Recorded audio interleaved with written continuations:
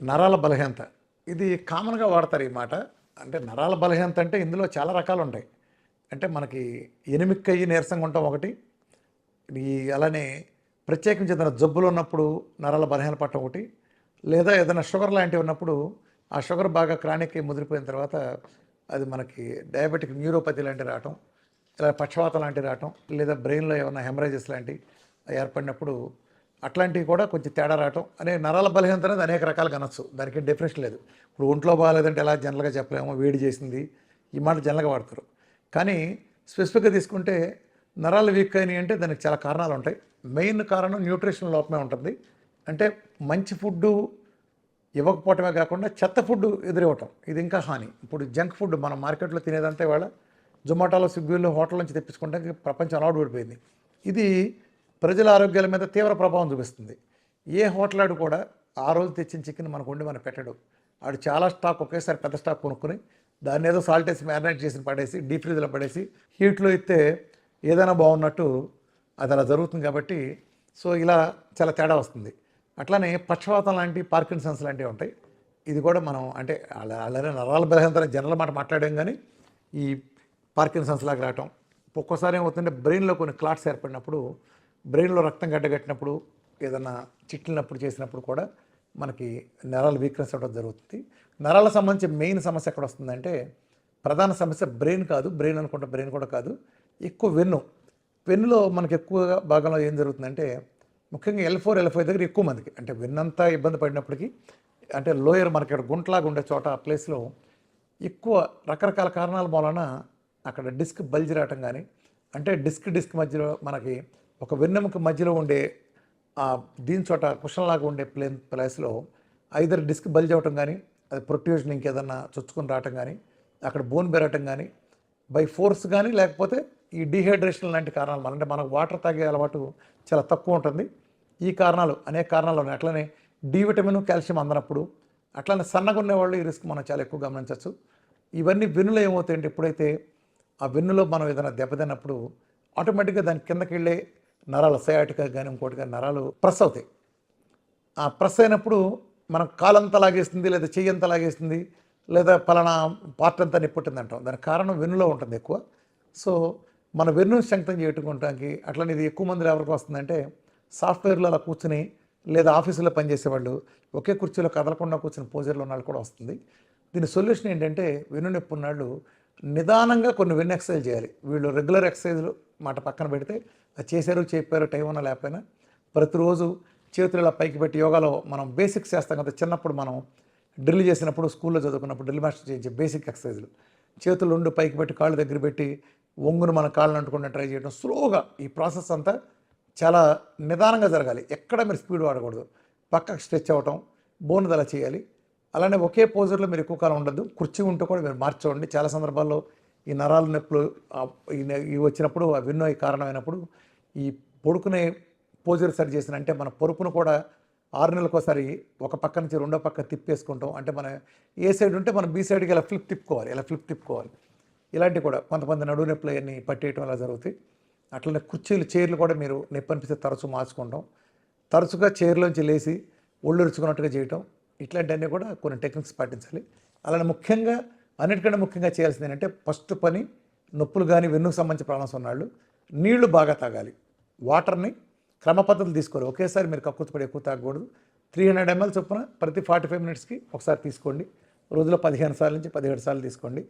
ఇది ఒక అద్భుతమైన ప్రక్రియ. నొప్పులన్నీ దూరం చేసి డిస్క్ ప్రాబ్లం సరి చేయగలుగుతుంది. అట్లనే విటమిన్ డి3ని చాలా హై డోసుల్లో అంటే ఆల్మోస్ట్ 100 పైన ఉండేటట్టుగా చూసుకోండి. కాల్షియం కూడా ఆహారం ద్వారా న్యాచురల్గా అందేటట్టు ఎక్కువగా ప్రిఫరెన్స్ ఇవ్వండి. అట్లనే ఒమేగా 3 బాగా ఇచ్చినప్పుడు కూడా చేయండి. నరాలు బలహీనం అన్నప్పుడు మనకి ముఖ్యంగా వెన్నును స్ట్రెంగ్తన్ చేయడానికి వాడేది ఏంటంటే అన్నిటికంటే బాగా కీటోన్స్ అద్భుతమైన ఎనర్జీగా పనికొస్తుంది. కీటోన్స్ని చక్కగా ఉపయోగించుకోండి. కోకోనట్ ఆయిల్ కూడా డైట్ చేసేస్తే ఫుల్గా చేసేస్తారు, నో ప్రాబ్లం. లేని పక్షంలో మీరు పొద్దున 10 గ్రాములు, సాయంత్రం 10 గ్రాములు విధిగా తీసుకోండి. డి3 ఫుల్గా కనుక ఉంచుకుంటే మీకు ఈ నరాల ప్రాబ్లమ్స్ తగ్గుతాయి. అట్లానే పక్షవాతం అంటే కూడా వీఆర్కే డేట్ అద్భుతమైన పరిష్కారం. అనేక మంది మన రికవరీ అయిన కేసెస్ మనం గమనించవచ్చు. ఎందుకంటే ఎప్పుడైతే దానికి మూల కారణమైన డయాబెటీస్ అనేది శరీరంలోంచి పోయిందో, మన డైట్ మూలం డయాబెటీస్ 100% పోతుంది కాబట్టి ఆ డయాబెటిక్ న్యూరోపతి కూడా పోతుంది. సో డైట్లో కొత్త స్టెమ్ సెల్ థెరపీ జరుగుతుంది. కొంచెం బాగా ఆహారం తీసుకోవడం ద్వారా అంటే కొత్త సెల్స్ రీజనరేట్ అయ్యి మొన్న మధ్య మీరు చూసుంటారు, ఒక పాపకి మెలకను తగ్గింది. 1 మంత్లో మెలకను పోయిందంటే వెనకమాల న్యూరో మనకి ఆ నరాలు ఉంటాయి కదా, అవి కొత్త రక్తనాళాలు సృష్టించబట్టడం ద్వారా అంటే స్టెమ్ సెల్ థెరపీలో జరిగింది. అట్లా గ్యాంగ్రీన్లో మన పూడిపోయిన కాళ్ళు కొత్త కండ వచ్చేసిన ఆ బ్లాక్ కలర్ పోయి కనీసం కొత్తది వచ్చిన, సురాసిస్ లాంటి వాటిల్లో పాతది కుళ్ళిపోయిన చర్మం లాంటి ఉండేది కొత్తది వచ్చిన స్టెమ్ సెల్ థెరపీ జరుగుతుంది విఆర్కే డైట్లో. అలానే నరాలు కూడా రక్తనాళాలు సరిగ్గా వస్తాయి. మీరు గ్యాంగ్రీన్ కేసులో కూడా బ్లాక్ కలర్ బొగ్గులా మాడిపోయినాయి మనకి మామూలుగా వర్షం సరి చేయొచ్చు. దీన్ని మన కలర్ డాప్టర్ లాంటివి చూసుకున్నప్పుడు మనకు తెలుస్తుంది. కాళ్ళల్లో కూడా కొన్ని రక్తనాళాలు గడ్డగట్టినప్పుడు ఆ కాళ్ళు నల్లబడిపోవటం, తొందరలో బాగా నల్లబడిపోయి ఉబ్బిపోవడం లాంటివి జరుగుతాయి. దీనికి పరిష్కారం లేదనుకుంటారు, అంత సీన్ లేదు, దానికి వేరే ఏ మందులు వాడవసరం లేదు. విఆర్కే డైట్ చేస్తే ఆ రక్తనాళాల్లో బ్లాకులన్నీ తొలగిపోతాయి. దాని ద్వారా మెయిన్ షుగర్ బీపీలన్నీ పోతాయి కాబట్టి, మన డైట్లో ఎలాగో షుగర్ బీపీ థైరాయిడ్ లాంటివన్నీ పోతాయి కాబట్టి అలా మందులన్నీ దూరం అయిన తర్వాత ఆ క్లాట్స్ కూడా చక్కగా కరిగిపోయి ఆ కాలు మామూలుగా రావటం కొన్ని లక్షల మందిలో మరి జరగటం ఇది ఉంది. మెయిన్ న్యూరలాజికల్ ప్రాబ్లమ్స్ అన్నీ కారణం ఏంటంటే ప్రధానంగా షుగర్లోను బీపీలోను ఎక్కువగా వస్తాయి. నరాలు చిట్లిపోయే సమస్యలు లాంటి హై బీపీల్లో వస్తాయి.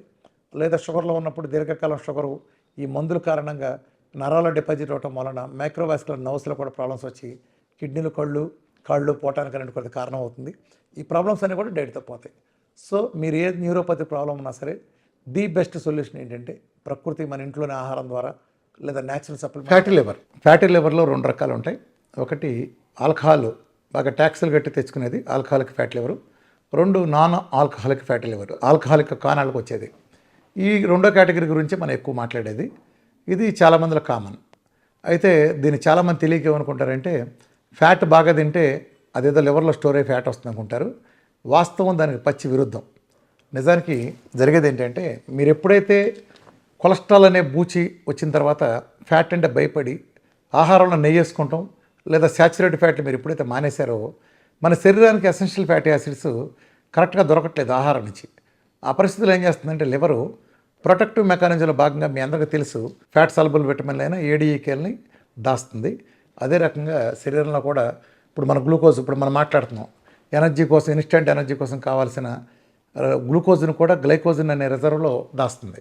అందులో భాగంగానే శరీరానికి ఫ్యాటీ యాసిడ్స్ ఎసెన్షియల్ కాబట్టి అది ఆహారం ద్వారా అందని పరిస్థితి ఉన్నప్పుడు ఏం చేస్తుందంటే ఏ మాత్రం దొరికినా అది లివర్లో స్టోర్ చేయటం మొదలు పెడుతుంది. వచ్చిన ఫ్యాట్ వచ్చినట్టు భవిష్యత్ అవసరాలు దృష్టిలో పెట్టి స్టోర్ చేస్తుంది. అలా స్టోర్ చేసింది ఆ ఫ్యాట్ బరువు మొత్తం లివర్ బరువులో 5% కంటే ఎక్కువ ఉంటే దాన్ని మనం ఫ్యాట్ లివర్ అనొచ్చు. దీంట్లో గ్రేడ్లు 1, 2, 3 గ్రేడ్లు ఉంటాయి.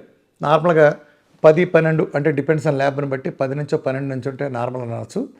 కానీ ఆ తర్వాత కనుకుంటే గ్రేడ్ 1 నుంచి గ్రేడ్ 3 వరకు అంటే కొంతమందికి 20 సెంటీమీటర్ల వరకు అంతకంటే ఎక్కువ కూడా ఉంటుంది. ఇట్ డిపెండ్స్, అదైతే 3 అనుకోవచ్చు. ఇలా 1, 2, 3 గ్రేడ్లు ఉంటాయి. మోడర్న్ మెడిసిన్లో ఏమవుతుందంటే ఈ ఫ్యాట్ లివర్ గురించి సరిగ్గా అర్థం చేసుకోకపోవడం వలన వాళ్ళు ఉన్న ఫ్యాట్ కూడా మానిపిస్తారు. మానిపించినప్పుడు ఆ ఫ్యాటీ లివర్ విపరీతంగా పెరుగుతుంది. ఇది ఎలాంటిదంటే హైదరాబాద్లో 24 అవర్స్ వాటర్ వస్తున్నాయి అనుకోండి. ఇప్పుడు సడన్గా గవర్నమెంట్ అనౌన్స్ చేస్తుంది ఇక నుంచి 2 గంటల పాటే వాటర్ వస్తుందని చెప్తుంది. అప్పుడు మనం ఏం చేస్తాం, అప్పటికప్పుడు లేని టబ్బుల్ని కొత్తగా టబ్బులు కొని స్టోర్ చేయడం మొదలు పెడతాం. ఎందుకంటే డెఫిసిట్ వచ్చింది కాబట్టి. మళ్ళీ గవర్నమెంట్ చెబుతుంది 2 గంటలు కూడా కాదు అరగంటే వస్తుందని. అప్పుడు ఏం చేస్తాం, టబ్బులు ఇంకా పెంచుతాం. అంటే ఎంత డెఫిసిట్ ఉంటే అంత పెంచుతాం. ఇప్పుడు మళ్ళీ 1 నెల తర్వాత గవర్నమెంట్ అనౌన్స్ చేస్తుంది ఇక నుంచి 24 అవర్స్ వస్తే నో ప్రాబ్లం అని. అప్పుడు ఏం చేస్తాం, మనం ఆ టబ్బులన్నీ తీసేస్తాం కదా. అంటే డెఫిసిట్ ఉంటే దాస్తాం, లేదంటే లేదు. హ్యూమన్లో ఎలా జరిగిందో లివర్ కూడా అలాంటి లాజిక్తోనే వర్క్ చేస్తుంది. మీరు ఎప్పుడైతే ఫ్యాట్ ఎవరో అది ఫ్యాట్ దాయటం మొదలు పెడుతుంది. మీరు ఎప్పుడైతే ఫ్యాట్ని ఇంకా డెఫిసిట్ ఇస్తే అది ఇంకా దాయటం మొదలు పెడుతుంది. మీరు ఎప్పుడైతే ఫుల్గా ఫ్యాట్ ఇవ్వటం మొదలు పెట్టారో దానికి దాయాల్సిన పని ఏముంది. మీరు శుభ్రంగా ఫ్యాట్ అందిస్తున్నారు, రెగ్యులర్ ఆహారంలో ఫ్యాట్ అంత అయింది, స్టోరేజ్ని అంతా తీసి అవతల పారేస్తుంది. సింపుల్. ఫ్యాటీ లివర్ తగ్గడానికి అత్యుత్తమ పరిష్కారం విఆర్కే డైట్. ఏ మందులు ఏ ప్రొసీజర్ అవసరం. ఫ్యాటీ లివర్ దానంతరం అది హాని చేయదు, కానీ ఎక్కువ మందిలో హాని చేయదు. కానీ కొంతమందిలో అది కొంచెం ముదిరినట్టయి అటు నుంచి ఆ తర్వాత సిరోసిస్ స్టేజ్కి వెళ్ళటం, ఆ తర్వాత ఇలాంటివి కూడా కొంతమందిలో జరుగుతాయి. కాబట్టి ఫ్యాటీ లివర్ అనేది ఒక అనీజీ ఇష్యూ. అంటే పెద్ద డైరెక్ట్ ఎఫెక్ట్ మన మీద చూపించకపోయినప్పటికీ అది చాలామందిలో ఉండే కామన్ అయినప్పటికీ దాని సింపుల్ మార్గం మీ చేతిలో ఉండే ఫ్యాట్ని పెంచుకోవాలి, కార్బోహైడ్రేట్ని తగ్గించాలి. హై గ్లైసెమిక్ ఇండెక్స్ కార్బోహైడ్రేట్ని తగ్గించడం, ఫ్యాట్ని కనుక బాగా పెంచుకుంటే డైట్ చేసినా చెప్పినా తగ్గుతుంది. డైట్లో అయితే చిటికలో చేసినట్టు గ్రేడ్ 3 ఉండేది కూడా 0కి మాయం అవటానికి 1-2 నెలల్లో ఈజీగా వెళ్ళిపోతుంది. కాబట్టి విఆర్కే డైట్ అనేది the best solution for any fatty liver. Is it alcoholic or non alcoholic? Thank you.